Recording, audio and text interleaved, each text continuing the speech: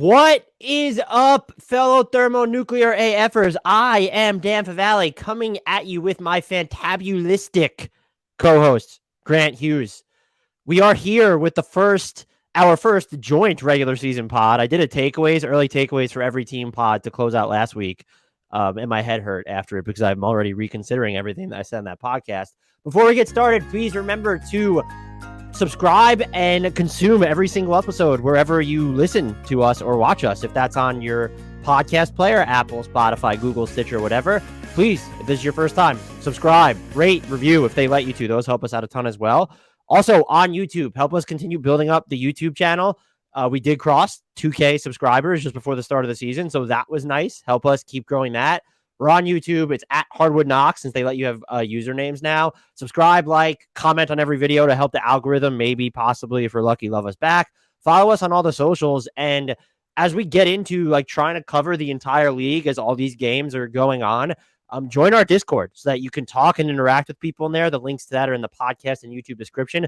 You also get priority when it comes to me or us answering your mailbag questions. And so if you want to ensure that we're talking about something with your favorite team or player that you have a question about, join Discord, interact, and also throw your questions in that mailbag thing. I normally do solicit it every week. We've yet to do our regular season debut mailbag. That'll be up at some point. So do all those things. That helps us out a ton. But mostly subscribe and download or / on YouTube, just comment every single video that we put up. With all the housekeeping notes out of the way, Grant, how the hell are you doing? I'm doing well. I'm happy to be here, but I will admit to being overwhelmed this early in the year because, like you said, you can form opinions this early, and then the next day you feel like you have to reevaluate every single one of them and maybe completely pivot on half of them. So it's early. I feel like we should just say that now so that we don't have to say it with every opinion we offer for the rest of the way. But happy to have a full slate of games and just be back into the season so we can dig in a little bit.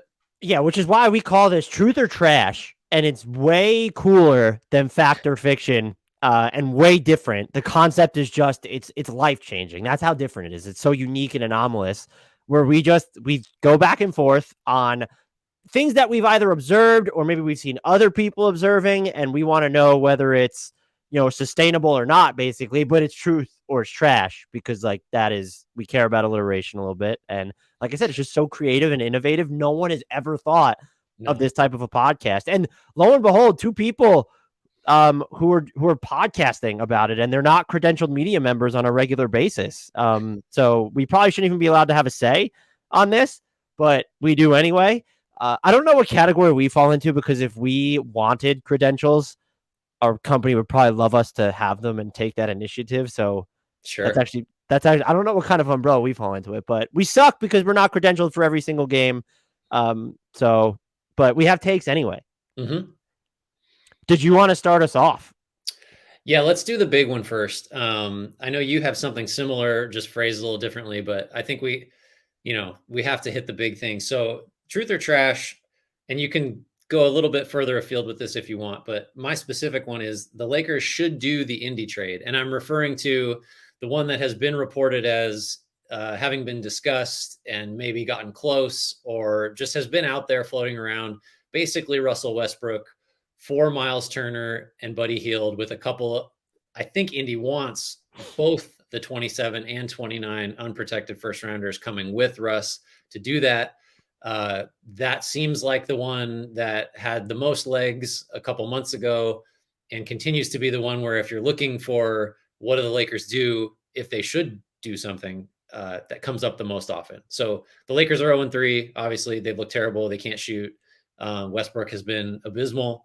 So that's where we are. Is that a truth or a trash for you? I wrote about how it was a truth after they lost to, what was their second loss of the season? They lost to then the Clippers. And then I watched, so I said that was a truth. They need to make that trade, basically. I wrote about it. So this is days. Then I'm watching the Blazers game where they just completely implode while they have this lead. I'm calling it a trash now because they suck so much. They are so hopeless that I kind of get, you know what? We can't give up those picks because they might be too valuable. And it's just time to I think Rob Pelinka should have been fired for not addressing this over the offseason more. Like putting this supporting cast around LeBron where your third best player on this team is who? Lonnie Walker the third, Austin Reeves. Like you need to run Matt Ryan like off the screens to try and get an open three or someone who can knock down threes. And then Patrick Beverley, like, okay, that trade was fine. That was probably their best move of the offseason. That is franchise malpractice, letting it happen after watching what unfolded last season. But now you're just so far gone because you did nothing over the offseason. Your overall free agency happenings are underwhelming. What are you like? What is that trade making you? I understand the urgency to maximize what's left of LeBron's window, but you're probably better off just going into this summer with some semblance of cap space, hoping he's still kind of sort of good next season. He's borderline still on offense, like can still be amazing. And then hope that AD holds up and maybe you can add players through that avenue to flesh out the rotation. And then that's when you look at trading your picks in the middle of next season. I was a big proponent of you need to compensate a team to take on Russ's contract, not because yes, it's expiring, but it's so huge that they're not rerouting it. They're probably paying him to go away because he's certainly not playing. So that's going to take a pick. And then the players you're getting back, if they're of value, Miles Turner to me is worth a first round pick. The Lakers are in a situation where they can't really protect those picks because they just immediately expire since they only have 27 and 29. Maybe they can get it done. If it was one first round pick in 2027, I don't think the Pacers should do it. I want to be clear. Maybe I'd consider it then. If it's a pick and a swap, like maybe we get into that.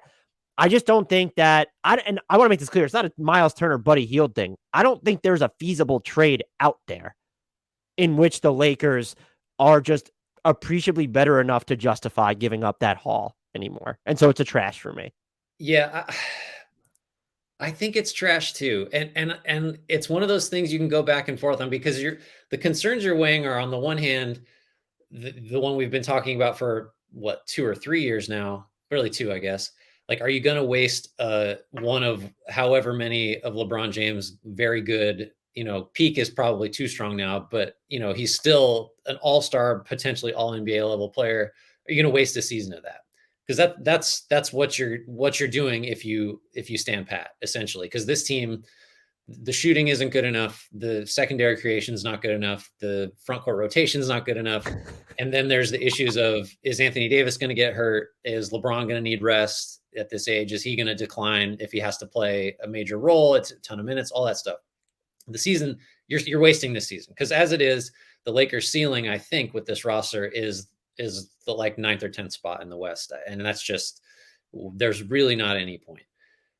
On the other hand, if you make this trade, and look, I think like in theory, Buddy Hield is absolutely the type of player that this Lakers team needs. He's a great shooter. Like he's of this generation. He is, you have Steph Curry, you have Klay Thompson, you have a handful of other guys, Dame, but Hield is like, I've crunched the numbers a million times in different articles and stuff. And he grades out as just like during his career, he's one of the most accurate high volume 3-point shooters in the league, which means he's one of the most accurate high volume 3-point shooters ever, because there weren't high volume 3-point shooters, 15 years ago. So there's a big, let's plug this hole with a shooter. We have no shooting. Buddy Hield's a great shooter. Turner makes sense too. It's kind of those are the types of guys you should add to this team. And they still don't make it good enough. I don't think you still have depth issues. Hield will be a target defensively if you play against good teams in the playoffs, which theoretically that's what this trade would allow you to do if everything broke right. Turner and AD, I think, is a questionable fit. And then obviously you're out your only 2 future assets that you have, the 27 and 29 picks. So if the best trade you can possibly make doesn't make you good enough, then it's just, first of all, that's so bleak. That's such a bleak outlook. But I agree. I think it's trash. I don't think they should do it. And what I'm really saying, what we're both saying then, is that this season's already over for them. Because to not do that trade is a signal of total resignation. Because for a fact this team isn't good enough to do anything. And it's 3 games, but it's not like the things that have gone wrong were unexpected. They were 1-5 in the preseason and couldn't shoot. They're 0-3 now. They can't shoot. Defensively, they've actually been pretty good. But they might have the league's best defense. Actually, it's top 3, I think. per cleaning the glass when I looked last night. Oh, all right. It's top 4. The league's Top best 4. defense is in Milwaukee, which is not surprising right now. Okay, Right. small sample, but yeah, they're So you can't do it. You can't do this trade. It just doesn't make you. It doesn't improve you enough. And so now it's like, sorry, but you got 79 more games. We're recording this Monday morning. That don't matter. Basically, it's LeBron chasing the scoring crown. That's really what this season is now. Because I don't think you can do this trade. if something arises, and I can't even think of players that would be involved, where you're not giving up a pick, but it's adding you a ton of long-term money to your books. Like, let's say there are contracts, like a team has contracts it wants to get rid of. And I mean, let's use Charlotte as the example, which is they've been frisky, which was surprising. Kudos to Steve Clifford. And the players too, obviously. I don't mean to discredit them. I'm not trying to but they don't have LaMelo, and I just didn't expect them to be 2-1 after 3 games. Nick Richards, look out. That was the whole thing, is they were like, oh, he's the Hornets. I actually have one on them for later, but let's just say the Hornets are looking to tank, and they want to. Hayward's probably playing too well for this anyway. But the situation would be, oh, you have guys like Rozier and Hayward who are just probably too useful. This exercise is futile. I can't even name it. But it would be like, if the Knicks still wanted to get rid of Randle and Fournier, would you just do the Russell Westbrook trade without having to give up a pick, saddling yourself with long-term money? Or would you prefer we just need to eat this season? Maybe we tell Russ to go away at some point, or we have him not play and hope it's addition by subtraction, even though like you're still just, Russ is not the primary problem in LA. First of all, the primary problem is upstairs, right, for the assembly of this roster. But like, so would you be more likely to just, no, we need to schlep through this season? Or if you can get a deal where you're not giving up any first round picks or swaps, but you are taking on money that obliterates your cap space, and those players aren't necessarily going to be they'll be easier because they're cheaper than Russ, but like they're not going to be necessarily trade assets on their own. And I don't mean to use Julius Randle as an example, because I actually have one on him. He's been pretty good for the first couple games of the season. But like, if that scenario or something similar arises, and the fact that I can't think of one probably just is moot, because it means that it doesn't exist. But would you go that route, or would it be, no, you know what? Fuck it. The season's over already. Let's move on. Yeah, and I agree, it's hard to come up with one. I'd need a concrete option of we could get this guy and it's going to cost us X over the next Y years. I just generally, though, I think I'm more inclined to take on long-term money, because you're on the hook for long-term money for LeBron and Davis as it is, relatively long-term money. So it's easier to justify adding to that if you assume that you're just not going to be in the market for whatever the biggest name free agents are this summer, which is debatable. It's too early to really for me to have a feel for that. I'd rather take on the money and know I still have those picks as just like a parachute eventually. And I do think, by the way, that even if the bigger problems are managerial and just the overall decision-making, I think Westbrook being off the team would be addition by subtraction, just because it's clearly a distraction. Like, we don't talk about anything other than him after these 3 losses. I mean, some of it's because conspicuously he was a big issue, especially in this Portland loss.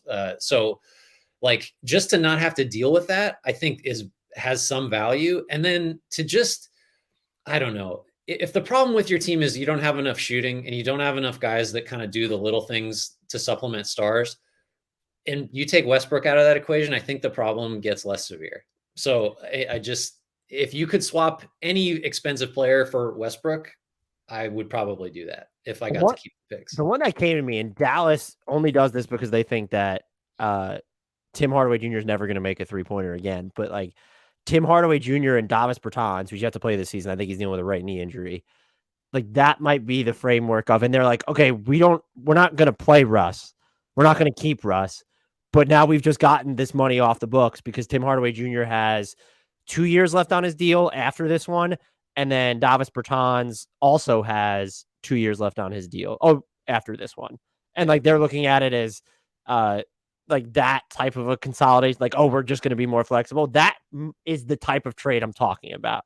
I'm doing that if I'm the Lakers, and I'm not doing it if I'm the Mavs. I'm not doing it if I'm either, to be honest. Well, actually, if I'm the Mavs, Tim Hardaway Jr. is weirdly important to what they need to do. So I might consider it if I'm them, but I romanticize sometimes, and I talk about how people romanticize cap space too much. I romanticize flexibility too much sometimes. I'm not doing it on the Lakers. It's just this season feels too far gone. Are you ready to I will say, I know LeBron wants, like, he came out and he was like, oh, I know you're trying to get me to say something about Russ, but I'm not going to say something about Russ. Yeah. Change your body language then on the court. Both him and, like, Russ was pissed when, like, it was towards the end of that Blazers game where it's like he just had to dump the ball off to Anthony Davis, I guess, rather than getting a screen from him. And then LeBron was pissed that Russ took that jumper. Yeah. Improve your body language on the court then if you don't want people to ask about it. Like, pretend a little bit better. It's a team, I think, that other than, again, defensively, pretty solid. But it's a team that I think understands, like, all the principals understand, like, this isn't going to work, and we can try, we can say the right things, but like you're saying, the body language is telling. And I just think the whole vibe is it's resignation. They know, I think they have to know that this does not have a good ending.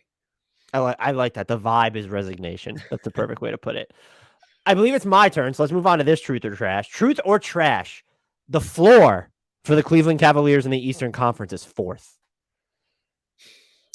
All right. I love Cleveland. I think Donovan Mitchell has played really well, generally speaking, these first 3 games. I think the fit's pretty good. I still got to go trash because that's such a high floor. And saying that, I acknowledge that Brooklyn's shaky. The Sixers are, like, beyond shaky, and those are a couple teams, certainly the Sixers, we would have put into the top 4. The Nets are just like a giant wild card. But Boston, I think, looks as good as anyone could have expected. I think Milwaukee is the best team in the East. So now you got 2 other teams, Miami, Toronto. I just can't say that the Cavs are definitely better. And it's a minor injury, relatively speaking. It's not like a knee or anything, but Darius Garland's already out with that eye laceration, which sounds terrible. So I can't quite go 4th. I do feel pretty good about, I think we said this in the preseason talk we did, 6th. I don't think they can finish below 6th, but that's too high of a floor for me. I'm going to go truth because you're kind brave. of for some of the reasons you outlaid. Yeah. Also, we need to make good podcasting here. You're a hero. Disagree. The fact that Darius Garland's out and they have like through 3 games, they have like a top 3 offense or whatever it is at this point. Like, that's huge. And they top 5 offense, excuse me. And I know he looked sort of out of sorts before he went going back and watching before he got injured. He's going to be fine. He's like one of the 10 best players under 25 at this point, not nodding towards something that might be publishing on Tuesday that I just wrote about or anything like that. And then there are some concerns that I have, but just how Mitchell has opened up so many different things.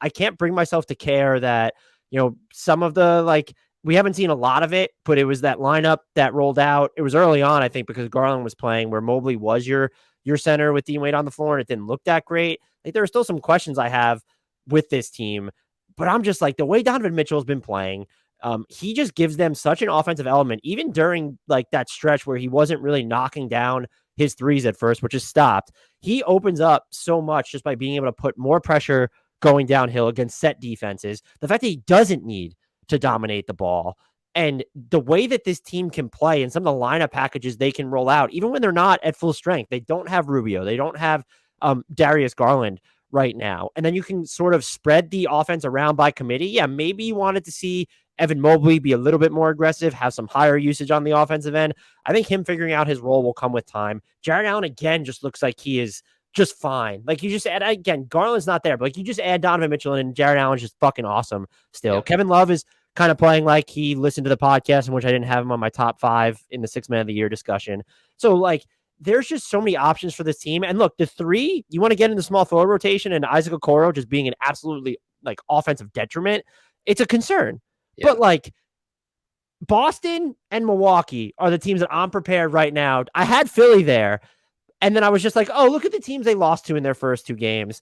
And then after their 3rd loss, which comes against the Spurs, you have Doc Rivers saying, oh, like, we're just not ready, which is Brian Toporek, who we both work with, tweeted this like, that's slightly concerning given his fucking job description. Right. So I just don't trust Philly there. But I'm willing to say, okay, well, Philly or like Miami might pop, or Toronto and Atlanta sort of hovering around there. I'm going with their floor is 4th because this is just very much a team that I think the secret ingredient to being in that discussion is they can finish in the top 10 of efficiency on both sides of the ball. And they absolutely can. And there might be some more growing pains once Darius Garland comes back. And I think there's probably more wrinkles thrown into their offensive hierarchy. This roster just makes, outside of like what's happening at the 3, even with the way that Caris LeVert has played on offense at spurts, where I wasn't crazy about them naming him as their starter. Like if you're looking at it meritocratically and it's, well, you just want your best player on the floor. Yeah, he's probably their 5th best player overall. I don't know that I love the fit long-term, especially if Rubio is out and then I know he can stagger, but like that makes the bench kind of weird where your best creator coming off the bench in that moment is Raul Neto, which is just like, that's a weird thing to say. Yeah. I can't bring myself to care. They're so good already, and they just haven't even coalesced into what they're actually going to be to me. Like, can we just we need a fake trade because the Okoro thing is I really wanted Okoro to be like serviceable this year. And there were signs that he was maybe going to be because he shot 35% on low volume from 3 last year. And like, if that's all you do is hit those shots at that rate, shoot 3 or 4 more a game and cut and defend, you're fine. And he just hasn't done any of that. He hasn't made a 3 yet this year. Like let's get, hey, Clippers, give us like one of your guys that you're just not going to play. That's going to be the 12th guy in your rotation. Like we'll take Amir Coffey. Like what was it going to like is like he should start for the Cavs. Like anybody, call Toronto. Just give us one of your 6'8" guys and we'll call it. Like there has to be. Granted, there's like 2 teams that have hoarded all of those guys, but the Cavs have got to get better at that spot because then because like quietly, as good as Mobley and Allen are as like backline guys, and Mobley can move and Allen can too, but where's like you're gonna see Jason Tatum, and Jaylen Brown. Like Garland and Mitchell are just not gonna hack it with big wings. That's a problem for down the road, but man, there's just like what other starting lineup has a bigger glaring hole that's like, especially compared to how good the other 4 spots are. It's tough. I will say the trade that maybe it's not staring people right in the face, but I don't know how. I feel like some Cavs fans might rebuke this immediately because you do tend to be attached to like your own youngsters. Yeah. It's Okoro plus X. I don't know if it's Dylan Windler, just small, like just let's get Josh Richardson in Cleveland. Like that is the Spurs are tanking. Let's get him. Like the Clippers are trying to do something, and the way their injury maintenance goes, Amir Coffey might matter. I mean, yes, they've definitely hoarded wings. But like do something like that. I don't think they need to, though, for me to continue. I'm not bank caking in the fact that they might trade for somebody. Yeah. I just think that this team is so good from what they've seen. And I look at them and I'm like, like they haven't even reached peak Cavs yet. And it's not just because Darius Garland is dealing with that eyelid laceration, which by the way, it sounds ridiculously painful. I know it was viewed as just not that serious, but when you say laceration on eyelid, I'm just like, there's like a shiver being sent down my spine. Yeah, no, thank you. Let's see. I'm going to do one more of mine and then we're just going to run through yours basically. Truth or trash, Doc Rivers will be the first coach to be fired this year. I don't know what the odds are. When I scanned it, he's like not even anywhere close to the top. Oh, he is now. They sent out an email today. Cool. I'm on that email list that he's now the heavy favorite to be the first head coach fired. Okay, so this is like not a hot take then, because when I was looking at it, you had Nash up there. For some reason, Dwayne Casey had like really good betting odds a little while ago. Truth or trash, Doc will be out before any other head coach this year. I'll say truth. What are the alternatives at this point? I guess Steve Nash in Brooklyn would be a good one. And they can go from hunky-dory to existential crisis quicker than any team in the league. I don't doubt that at all. Yeah. But it has to be him at this point because Philly is probably like 4 games away from making that decision. If they go like 2-2 and they just start 2-6, or 2, what would it be? 2-5 at that point? Like, are they? I don't know. I'll say truth, which is, it's weird because like you finally got a good Joel Embiid individual performance in your 3rd game. James Harden doesn't have a great 3rd game, but like he's looked a lot better. The usage of Tyrese Maxey, with the exception of what I saw in game number 3, has been criminal. Like it's just so low. I'm just like, who else is it going to be? It's not even if you think that Doc deserves more rope. And I don't know that he does. Like the offense seems very, I know we tend to devolve into this when James Harden's on your team, but it does seem, for having Joel Embiid and Tyrese Maxey with James Harden, it feels very uninventive when you're watching it. And is that a byproduct of, well, we don't think James Harden can play another way? I would push back against that. I think that he can. I think he showed that he was capable of adapting when Chris Paul went to Houston, even when Russell Westbrook was there a little bit. Not to where he's like a super low usage player, but Right. it feels like almost too James Harden centric. It's like we shouldn't still be mentioning him in the same breath as Luka Doncic to me when you're looking at the reliance they have on him. Is that on Doc? Is that on the makeup of the roster? But I don't know where you land on it. My biggest thing though is if it's not Doc, then who is it? Yeah, I think the key is you got to look around for like where else are there really high expectations that sort of give like a make or break feel, like teams that have sort of pushed most of the other buttons they can push to get better, and with that have created. So like Nate McMillan would be like maybe if, but Atlanta looks okay so far and it's really early. Murray Michael seems like that's Malone, if Denver, they after that first night, everyone's like, whoa, yeah, after the loss to the right. Jazz, and they've rebounded since. But if they like continue to, but even they have more built-in excuses of Atlanta's trying to integrate another fringe star. Right. And then Denver's trying to like integrate two guys coming off major injuries, in addition to a couple other new additions that not super high end, but Bruce Brown, KCP, like those dudes matter. Yeah. Well, and I think too, the Jokic Malone relationship is That too, very yeah. strong. And I think like if it came down to it, Jokic could just say, no, actually, he is still the coach. And that's the end of that conversation. For me, it's truth. Also, I tap dancing around it. I just think like, what else do the Sixers do? You know, what other it's just so much of what goes into a coach getting fired, obviously, is like, oh, the locker room's tuned him out, or like strategically things aren't working, rotation wise, things aren't working. Hypothetically, this coach has a dog shit playoff record that he just like gives away series and games and doesn't make adjustments. Like we came into this season, I think, with one of the big questions about the Sixers being like, are we sure Doc is the guy that's going to take this team to the title that it clearly is like lining itself up to chase? I mean, we're not even in the area of the season where Rivers has had so many struggles. Like this isn't May, this is October.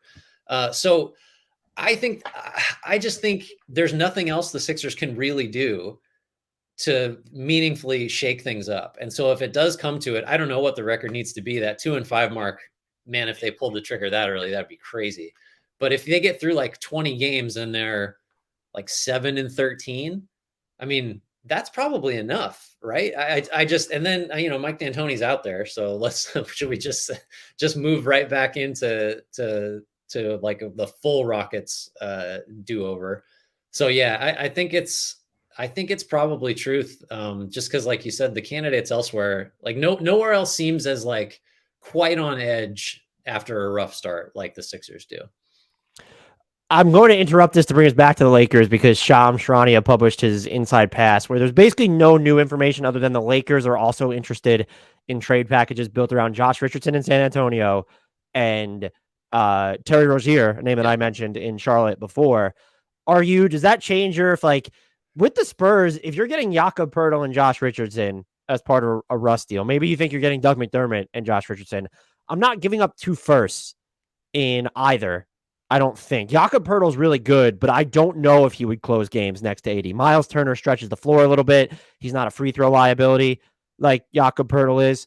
So would do any of those scenarios, and I'm assuming it's Terry Rozier plus who? Is it Gordon Hayward in that scenario? And I'd like, does any of that? I'm only mentioning this just so that our Lakers conversation isn't like obliterated by quote unquote this breaking news. Yeah, I don't know how much that changes it for me, because let's say I really like if you're talking about the one that would move the needle for the Lakers in the playoffs, assuming that's the goal still and is realistic, like Rozier and Hayward make more sense to me than say Turner and Hield or Richardson and Poeltl, just because, like you said, Poeltl, I think you're going to run into a lot of issues trying to play him against good teams in crunch time. So I guess ultimately it doesn't change my opinion on whether they should do the trade or not. Now, if you're giving up 1 first for either of those packages, maybe, but certainly not both. Like I don't think you can justify trading both. I think you're the same arguments apply as the Indy scenario to me. If it's got to be 2 firsts, I just can't get there.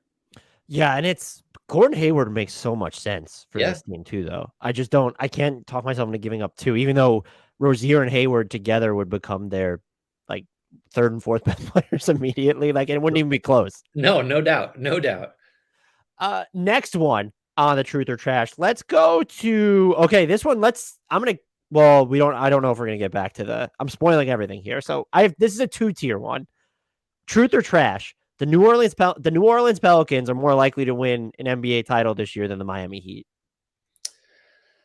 Oh, why would you give me that one? That's I'm gonna say trash, and I don't want to like knock down any of the enthusiasm with the Pelicans, even though, like, of course, Zion Williamson goes down. Seems like it's okay too in the loss to the Jazz, and it's like, yeah. Right. Ingram and Zion both out in the same game. Ingram with concussion symptoms, I want to say. He tried to come back, and then it didn't feel right, and then went to the locker room. Zion with a gnarly fall on a really clean block by Jordan Clarkson, of all people, chasing him down to block a dunk. What is going on in Utah? That's like a Mad Lib. Like Jordan Clarkson chased down Zion Williamson to block a dunk. Like that's too absurd to be purposeful. I think the Heat have looked, I've caught them a handful of times already this year. The results haven't been great, but I think the Heat look, I had the feeling of, I kind of underrated the Heat when we were talking about the best teams in the East. I think Hero is going to be okay in the starting lineup. I was concerned about that, but I think you can get away with it. I think every time I watch Gabe Vincent, he's hitting big threes and taking charges. I don't know if it's one of those things where I catch him on the good nights, but Gabe Vincent looks really good. And obviously Butler still looks great. Adebayo is good. The Pelicans, as we're seeing right now, have injury concerns, haven't done it yet.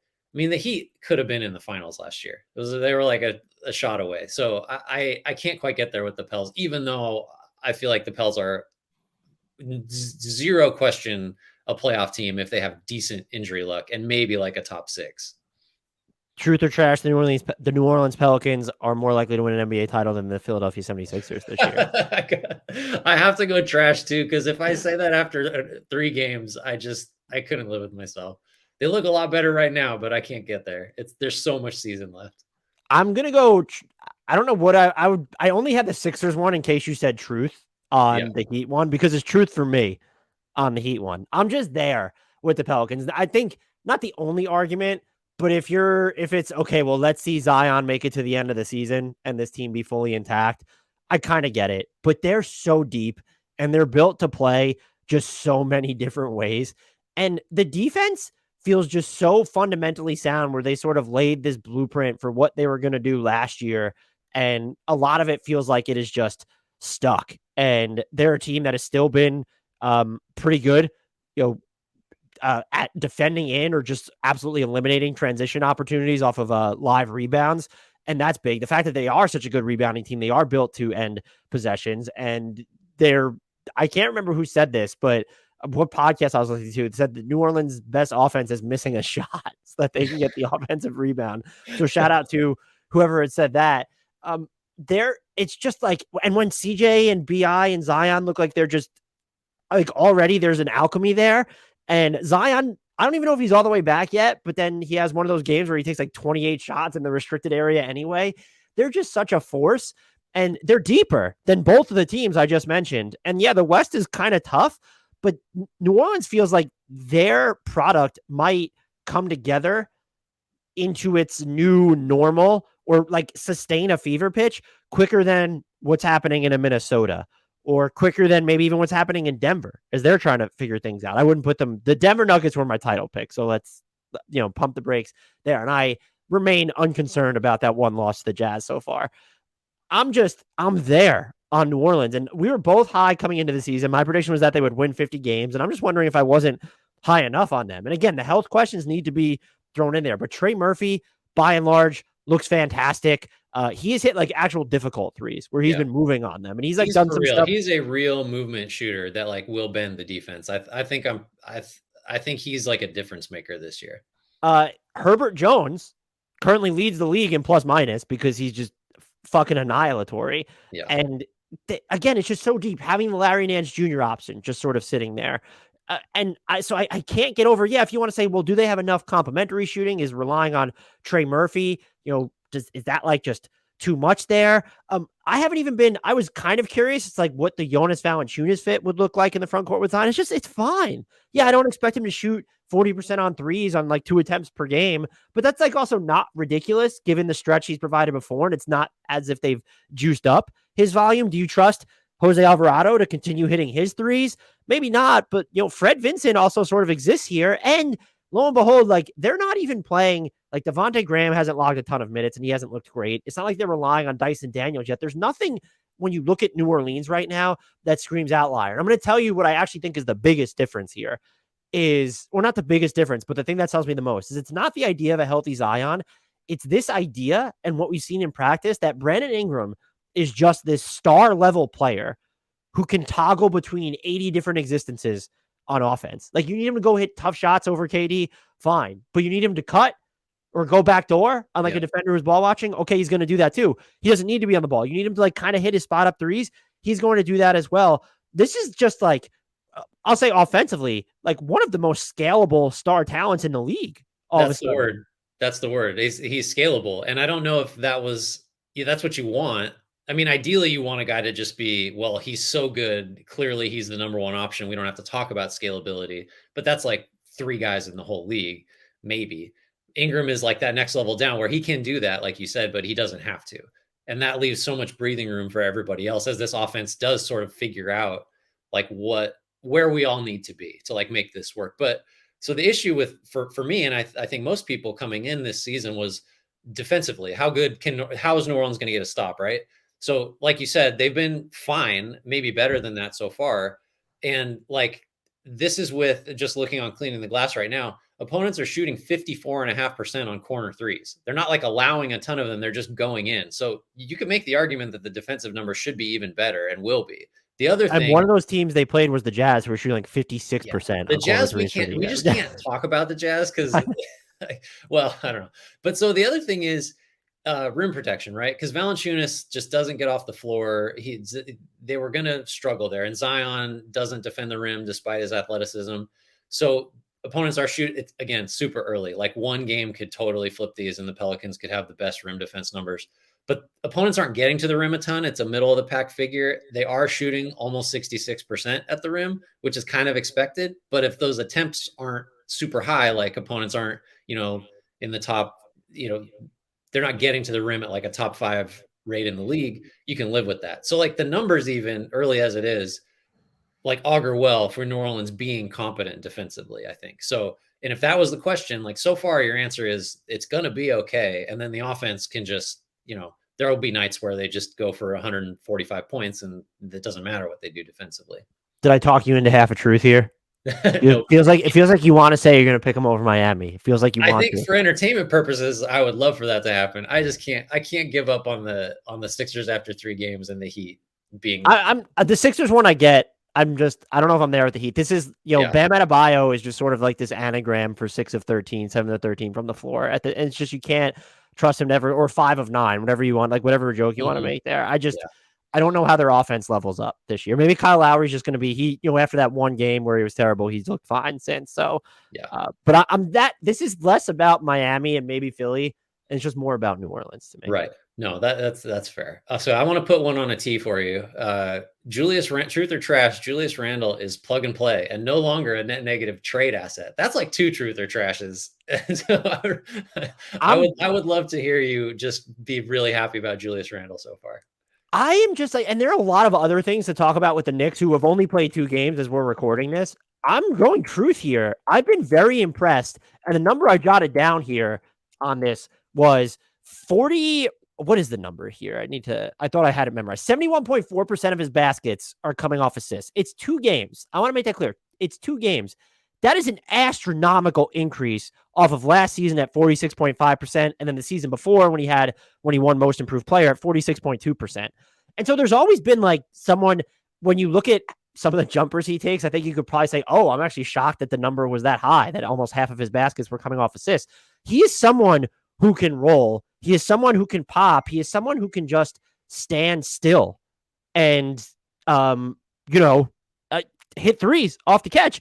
And he's doing all that. And then he's making quicker decisions he's still going to take some of his jumpers, and there are some lineups where you might even want him to take those looks, but he's just making quicker passes with the ball. Like where I should have tracked this, but like where he's making the second pass, where it's like he's getting the ball and then getting rid of it quickly.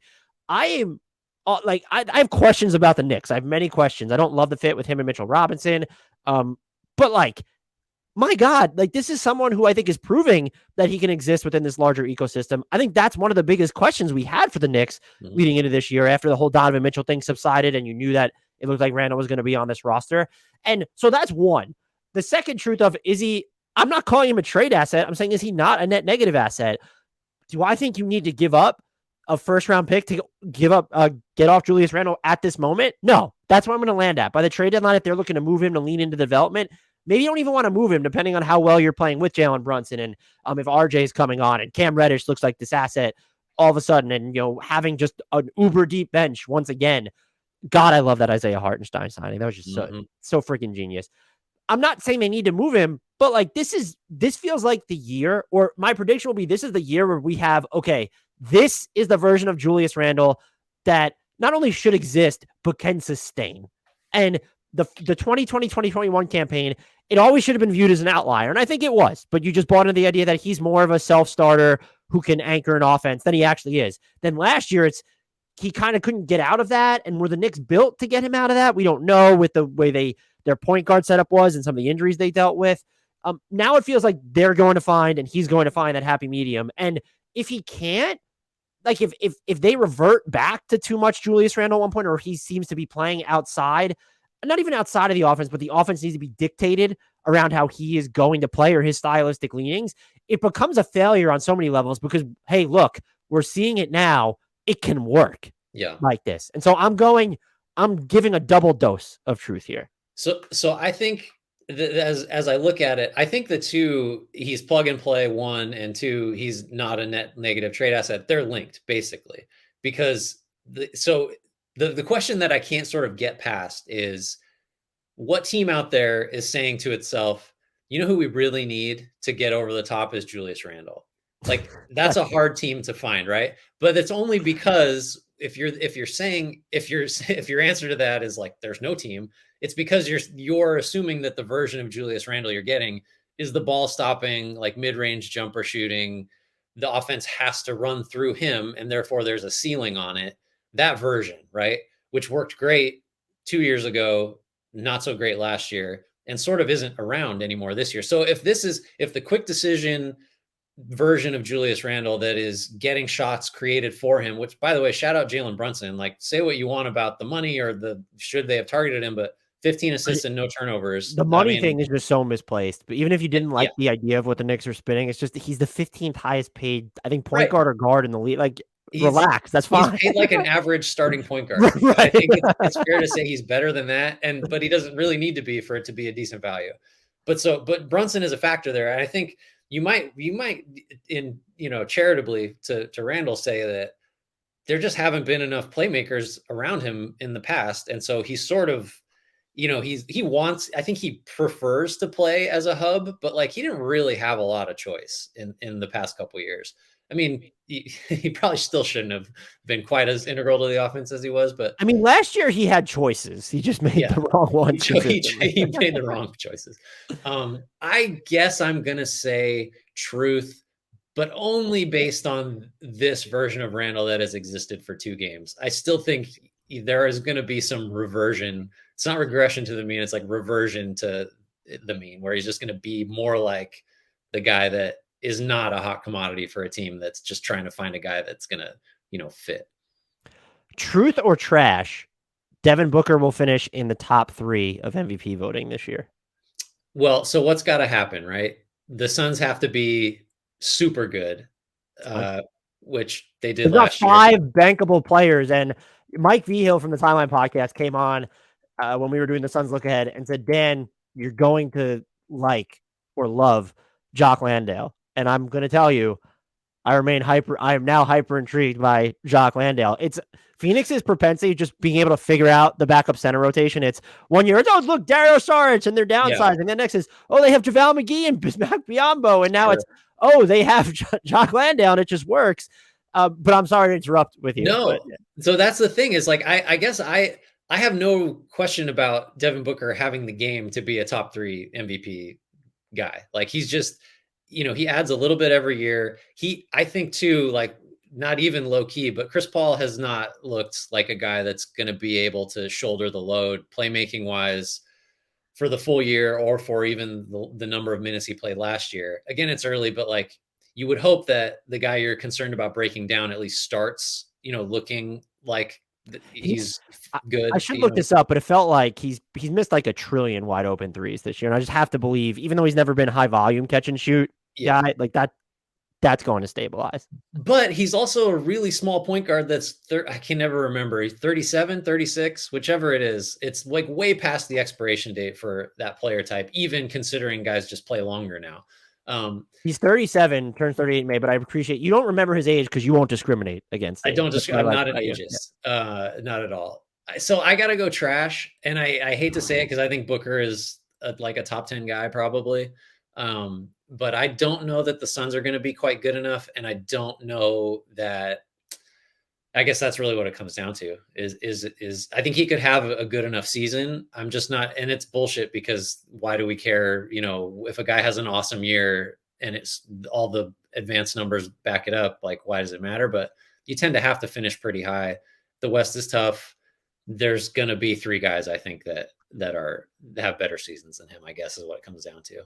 I'm going with Truth in part because I had him 3rd on my preseason MVP. So it was pretty stupid to go trash.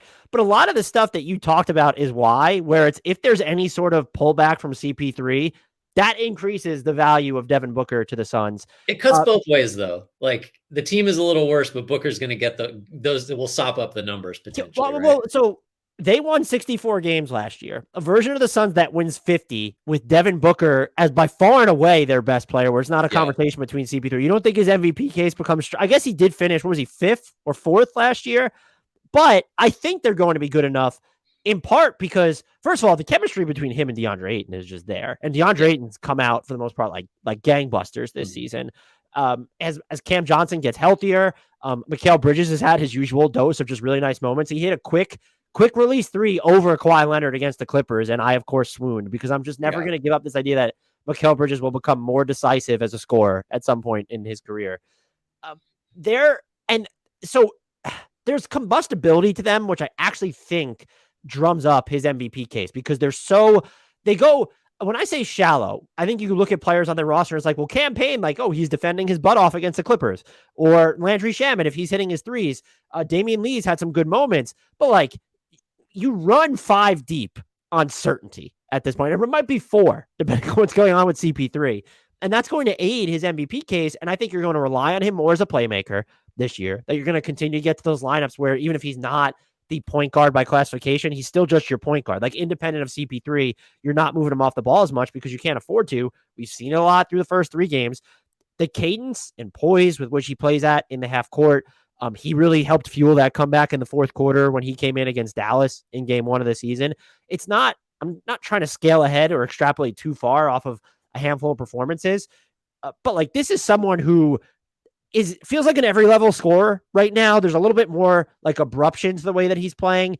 And then there's also just, the 3 is going to fall. And I think he's one of my favorite players to watch in the NBA. I think because some people, to me, still probably just don't understand how good and valuable he is. And so when I look at the MVP discussion right now, I'm like, okay, realistically, Giannis is just going to be there. And I have Giannis winning the award. And I'm not prepared to put anybody after that in front of Booker because there's all the caveats. In Philly, it's, well, what happens with Embiid and Harden? Do they cannibalize attention for each other? Are the Mavs good enough with Luka? I think a lot of people will put Luka ahead of him. Steph, is he going to play enough in Golden State this season? Is there going to be too much garbage time in Golden State because they're just absolutely just steamrolling opponents? Are they going to blow enough leads to get him back in the 4th quarter like they did on Sunday against the Kings? So there are players like finishing the top 3 of MVP is just ridiculously hard. There's only one player right now I'm prepared to say is going to finish ahead of him though on it. And it's in part because of my belief, not just about Devin Booker, but that the Suns are going to be good enough to keep him sort of at the 4 of this discussion. And if it's happening in the backdrop of, okay, they're shallower, CP3 is not sort of the world beater that he was for most of last year, that helps his MVP case. Yeah, no, I would say truth if he continues to average 32, 5 and 3 and shoot 53, 52, 95. So yeah, he's right now he looks pretty good. I mean, I'd throw Tatum in there too as someone that I feel like, It's a good one. yeah, it's like it's kind of unfair because it's like let's name Incredible all the that best Tatum is players still in the only league 19. Just and then incredible. say they're going to win it over Booker. But I want to do another award too because this one's really interesting to me. Truth or trash, Paolo Banchero or Bennedict Mathurin will win Rookie of the Year. So those two against the field, basically. What do you got? I'm going to say I'm giving too much truths, but I'm going to say a truth because my God, Bennedict Mathurin and Paolo was my pick, but I saw Bennedict Mathurin becoming like this trendy pick for Rookie of the Year, and I understood the vision, but I'm even just watching it right now, and I'm like, oh, and just like his game is just like there's just this thrust to it. There's a suddenness with the way he's able to pull up off the dribble, and he seems very decisive. I'm just gonna say I'm giving up way too many truths for this one. I'm gonna say truth though because I almost feel like it's almost unfair. Like we're basically declaring the Rookie of the Year race over, which is unfair, but it feels like such an easy decision right now that I'm going to say truth. I'm gonna say truth too, and it's like we've focused on Mathurin. I think just because, like you said, you could hear it, you could feel it coming, right? Like I'll confess, I didn't watch a lot of Mathurin in college, and so I understood the theory of him as really explosive 2 foot jumper, which is like the type of thing you say about someone when you're trying to say they're kind of limited athletically, because it's just like, oh, specifically, he's good when he can load up and go, but he's not like a fluid athlete, has the tools to defend. And then it's like, oh no, he can do everything. He looks like there's some real, not in the shiftiness and the weird scoop and off time cadence stuff, but like kind of a Donovan Mitchell type rookie potential where it's like, oh, this guy fell a little bit. Mathurin obviously didn't fall as far as Mitchell in his draft class, but the more you see of the guy, the more it's just blatantly obvious that this guy can play now. Like right now, he's a good player. And he fits perfectly with Haliburton. That's one of my favorite young backcourts in the league. And I just hope I mean, first of all, it's probably time for Mathurin to start. Sorry, Chris Duarte. Like, let's For Keegan Murray, who I think will be starting after he started the second half for the Kings against the Dubs. That's the other thing. This is a great rookie class so far. I mean, it's way early, but there's a lot of guys that I think are good right now and are going to get better. And Banchero, I think, to an even greater extent than Mathurin, is so ready. Is just so he's the best player on the floor, like a lot. And that's not like full stop. He's better than Jason Tatum and Jaylen Brown or whatever, but there are stretches of every game he's played where he's the best guy on the floor, and he's like in total command, cannot be sped up, is huge, and just plays. I mean, he's got, I don't know what else you'd want to see from him through this early part of the season. So I think it's truth. And I mean, those guys might just be 1-2. Like right now, I think probably they gotta be, right. Yeah, I'm with you. Let's see if we can get through some quick ones here. Truth or trash, one of Charlotte, Portland, or Washington will finish with a top 10 defense this year. I gotta go trash. Like, I mean, first of all, Portland is like bizarro Portland right now because their offense has been bad and defensively they're like top 5, I think, or I don't have it in front of me. Yeah, they are. Yeah, so that's ridiculous. That can't sustain. Jeremy Grant has looked really good when I've watched them, though. Like, he makes an actual difference for them. I just can't get there. Certainly not with Charlotte, because I think they're a low key, like really good tanking candidate. And Washington, I mean, how good can you be with Monte Morris is not a great defender. Beal has generally not been good. Maybe Denny Avdia just gets it done. Maybe he defends everybody. I can't get there though. I got to go trash on those ones. I would go trash as well. I do think Charlotte with Steve Clifford, they're already sort of gobbling up the low hanging fruit. Don't foul. So like I get it but I'm looking at the talent on the roster. I'd be fairly surprised. I think Portland might actually have the best chance. And some of like the Simons plus bench mob type units have just been like absolute, like you want more from them on offense, which you've just sort of alluded to, but like they've been incredible on defense. And so they do, while there's a lot of question marks about their depth, the depth they do have if it hits is a lot of guys who can play a bunch of different positions, high energy on defense. So I do think of the three, I'm going to go trash here. I do think of the three, even though they even skew smaller, yet they've been able to get their rebounds. I think I'm going to say Portland has the best chance of the three. I don't know if you feel differently on that. Man, that would what a total defiance of preseason expectations, right? Where I mean, we thought Portland would get better. You know what? I have to agree with you because just personnel wise, I mean, Peyton really has Peyton played at all? I don't No. think he's so throw him in there with Grant, and then you've got a couple guys that you can fly around. And Nurkic is still big, even though he's not as mobile as he's been. I think I like them better. I'm still not a big fan of any of those three teams' defense. Quick fire one. I like this one. Truth or trash, Lauri Markkanen needs to be considered a core player for the Jazz. I'm going to go trash because I do believe in what he's doing. He's not hitting his threes yet and still scoring the hell out of the ball. Some of his passes that are like he's whipping, I'm like, what? And I feel like the way that his body is after we're like positioned or the flair he's putting on them, the English, whatever you want to call it, it's he wants you to know that he's making these passes when you're watching it. And so I don't think that Lauri Markkanen is going to make an all-star team. So I want to make that clear. What I do think though is this is someone who is really, really good. And if you're the Jazz, I understand what's happening right now. It's super cool. They're undefeated as we record this. He's only 25, turns 26 in May. Like he's on a contract that can be considered reasonable. You don't view him as part of your future because this is how, if you're going to end up being the 2012, 2013 Nuggets, like that's kind of cool. Like where you trade Melo and you were still sort of good. It also kind of trapped you in this mediocrity. And then you fell into Nikola Jokic. So it worked out. You need the blue chip cornerstone. And so this is just me sort of saying, this is fantastic, but it's also fantastic for his trade stock. And I think if you're Utah and this keeps up, and they've just been like one of the best offensive teams in the league. You could tell they're catching teams off guard because they're big and long, but they can like space the floor a bunch at the same time. We already mentioned they're shooting like, I think 150% on corner 3-pointers at the moment, if I'm not mistaken. So I buy into just the energy they're playing with, and I buy into some of the starts that they've gotten, and I'll buy into Lauri Markkanen as being this really good NBA player when he's given this type of agency. I'm not calling anybody on this roster, even Walker Kessler, who I think you just view him as one because, all right, he's on a rookie scale like he was just a first-round pick. Yeah, you're not going to actively look to trade him or Ochai Agbaji, who we haven't even seen yet. Maybe you're not even looking to trade Jared Vanderbilt because he's so cheap and what are teams actually going to give you for him? But it would be in the same vein with Colin Sexton, who I thought has had a bunch of impressive moments already, the way he attacked Nikola Jokic in that first game this season.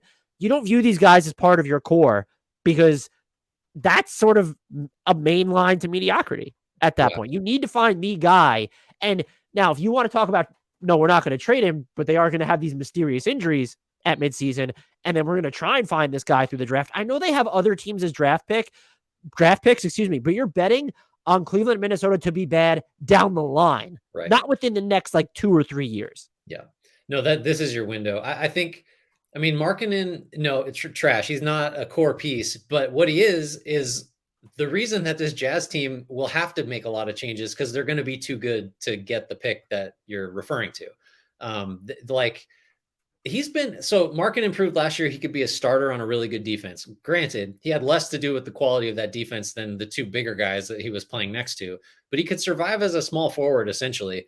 And he's been 36.4% on high volume from three. He's got a positive defensive box plus minus this year. It's been marginally negative every year of his career, but like not crippling. And that length, like you said, the length just matters. Like if you're going to be, limited defensively, I mean, it's cool if you also have a 7-foot wingspan. Like that's going to make up for a lot. That's going to raise the floor of how bad you're going to be defensively. So I think there's a good argument to be made that like he's not going to be the reason the Jazz eventually are very good again, but he could play a featured role on that team. I think if it doesn't take too long, it might just be like if we're on the Wembanyama timeline, then Markkanen's going to be 30, by the time Wembanyama is like early prime. But the other thing, like you said, is, I mean, if the question earlier was like, what team out there is saying, man, we really need Julius Randle? Like every team could talk itself into like Lauri Markkanen could really help us, whether he starts or not. So as a trade piece, that's about as good as you're going to get because that contract's super movable too. Truth or trash, Tyrese Haliburton deserves to be mentioned in the same breath on the same level of building block as LaMelo and Edwards, Zion, Cade Cunningham, Scotty Barnes, etc. I love Haliburton too. I gotta go trash. And it's only because, and I don't, you could go down the list of the guys you mentioned. I just don't feel like he's a top 5 player in the league ceiling. Like Edwards, I think definitely has, like Cade, I think probably has, Williamson, don't know, Scotty Barnes. I'd put him on par with guys like Barnes and Ball, who I think is going to make several all-star teams, will flirt with all NBA, maybe make a couple. I don't see he's the best player on a championship team ceiling, which is like, I mean, sorry, there's just not that many guys like that. Right. But I mean, you could see it coming last year. I had his numbers up earlier. I think he's averaging like 26 and 10 with obviously really good shooting splits.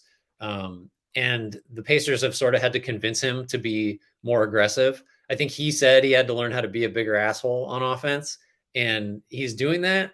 So I'm as high on him as I could be without saying he's going to be like on the level. Edwards is an unfair. I think Edwards has he could be the best player in the league potentially in 2, 3, 4 years. I don't quite see that for Haliburton. I think it's fair to say what you said. How's that for a take?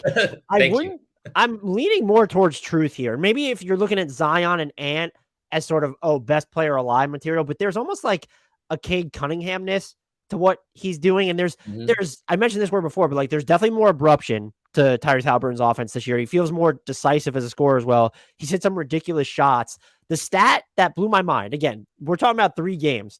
There are 185 plus players. I think it's 186 who have logged at least 20 minutes per game through multiple games. So I'm getting out the 1 game sample sizes here and going to 2 and 3. Luka Doncic is the only one who has a smaller share of his baskets coming off assists. So he is at 90.4% unassisted. Tyrese Haliburton's at 88.5%, and he's maintaining efficiency from the perimeter. 60 plus effective field goal percentage on pull-ups, 10 of 15 from mid-range right now, making very nice use of the space they're giving him. When you look at him as a passer, even him as being just sort of at his best, maybe a net neutral to above average defender, and depending on how you're going to play in certain, who's going to be alongside you, I can't rule it out yet. And so, yes, as of right now, I get why you'd take Zion and Ant. And like Cade Cunningham, I would take over Tyrese Haliburton. I want to make that clear. So the way you framed his best is like, I kind of have him in the Scotty Barnes, maybe Evan Mobley, LaMelo Ball tier. If not, like, is he ahead of those guys right now? As like, you need your building block for the future. And man, he looks so good this year. And if this is just his new, forget the efficiency, which he hasn't finished around the basket great, but he's also had like these wild attacks where he hits a tough floater, or he had those 2 dunks in the opening game. Like, that number will go up as well. Like, he's not going to shoot, I think it's like 54.5% in the restricted area. That's going to go up. I'm just there with Tyrese Haliburton. I felt like there was a question as to, could he be that guy? There's no question to me anymore. I got to vamp some more on Haliburton because these next 2 truth or trashes I don't have strong opinions on. I think for him, so like the most important skill in the NBA is the ability to create good shots for yourself and teammates. And like, just to use a couple comparisons, like LaMelo, obviously about as good as anybody at creating good shots for teammates, but like, he's just not a pull-up 3-point shooter. And so there's just like, that's how you can defend him in a pick and roll. You don't need to worry about him just killing you from deep if you're not coming over the top or whatever. Just thinking playoff series stuff again. Haliburton's a great shooter from everywhere, however they're generated. And I feel like there was a question because his form is kind of funky. It doesn't look like he should be able to get his own threes off, but he can. And his floaters are great. He's got incredible touch. He's one of the best. I don't know. He's definitely a top 10 passer. He's maybe top 5. I think just how he sees the floor. So I think if you're looking for I think Barnes is another guy, and LaMelo, just from this list, that they sort of have more questions to answer than Haliburton does, which is kind of wild because I think they're both broadly regarded as better prospects, but I don't know if that's going to last much longer the way he's playing. Which of the 2 did you want to take us home with? Oh, let's go. Let's go truth or trash. We owe an apology to the Dallas Mavericks depth / the overstated severity of the Jalen Brunson exit. I'm going to say trash just because I'm not convinced that this is going to be the Christian Wood we see all season. And the depth, you can run into issues pretty quickly here. If we're going with Jalen Brunson, did we overstate that exit? I've said for the regular season, maybe. I think for the playoffs right now, I think that he would certainly matter with a healthy Luka Doncic there. That also being said, like if this is sort of Spencer Dinwiddie's new normal, then yes, we owe the Mavericks an apology. This is a very just indecisive way of answering it, where I'm going to say I'm not sure, but that is a change from what I would have said trash. Like just absolutely not. I'm going to rule it out. This is not just, oh, Luka is doing everything, because he is. But like Christian Wood has been fantastic. You've gotten huge minutes from Spencer Dinwiddie. The defense so far has remained largely intact from last year. That was a question that I had there. So we might owe. I'm already prepared. I owe an apology to the Memphis Grizzlies. That's why I didn't even throw them on here as that one. I'm prepared to issue my mea culpa to the Dallas Mavericks at some point, though. Yeah, it's appropriate to end on it's way too early, because all of these are, but this one especially, because like the way they were going to solve the Brunson absence was Christian Wood's going to do the scoring and Spencer Dinwiddie's going to kind of be that guard that handles the ball and scores and facilitates. So you make it up basically. And so far that's been the case. But I will say one of the standout moments of the year so far is I'm pretty sure it was Josh Green that passed up an open corner three and like drove into trouble, and something bad happened, a turnover or something. And Christian Wood, as he's walking back, throws his hands up and is just like demonstratively just felt like, oh, this fucking guy, basically. And I was like, oh, that's 25 points a game or whatever it is, but watch out, because that's why Christian Wood didn't have a job for a long time. He's also been punctual since he arrived in Dallas. Did you hear that? Tim McMahon. I have not heard about his punctuality. Tim McMahon said and I didn't even know. I knew that he was like kind of laissez-faire when it came to this stuff. I guess I didn't hear much about it from Houston, but Tim McMahon noted that he's just been, incurably late his entire career, and that since being traded to Dallas, he's just always been on time. And it's like, hey, contract year, baby. Like that's just the mindset. Congratulations, you're on time for work. Like, is that what we're doing now?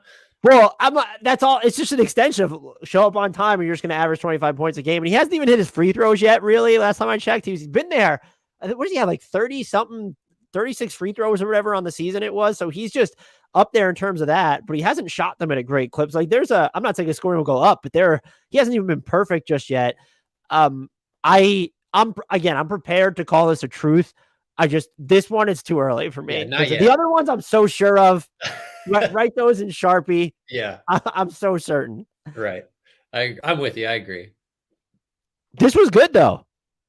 Or it was bad. I guess we'll find out in the weeks and months to come. Truth or trash. This was good. Too early to say. This was fun. It was fun. Not too early to say that. You want to take us out? I can't remember if I was supposed to do it or you. You look ready.